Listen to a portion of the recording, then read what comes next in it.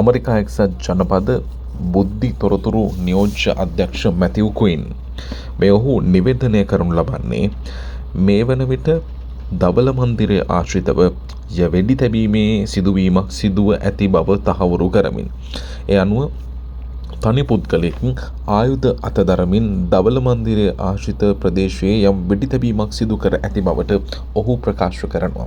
That individual fled briefly on foot with our firemen and fired in the direction of our agents and officers. They returned fire and engaged.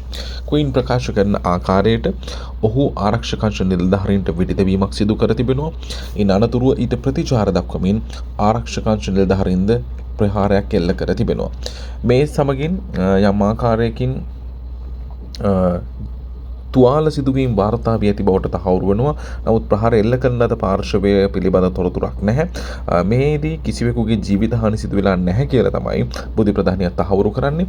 මේ විශේෂම කාරණය වන්නේ උපජනාධිපතිවරයා එම අවස්ථාවේදී එම ස්ථානයෙන් ගමන් කර තිබෙනවා. ඒ අනුව විශේෂයෙන් වාර්තා වන ආකාරයට නියෝජ්‍ය ජනාධිපතිවරයා උපජනාධිපතිවරයා වැන්ස් ජනාධිපතිවරයාගේ මෝටර් එක නැත්නම් ඔහුගේ රථවාහන පෙළපාලිය ගමන් කිරීමෙන් අනතුරුව එම ස්ථානයේ මෙම වෙඩි ප්‍රහාරය දී ඇති බව කෙසේ වෙතත් උපජනාධිපතිවරයා ඉලක්ක කර ගනිමින් මෙම ප්‍රහාරය දියත් කළ බවට ඔවුන් සැක පළ කරනවා. ඒ පිළිබඳ තහවුරුවක් ඉදිරිපත් කර නැහැ.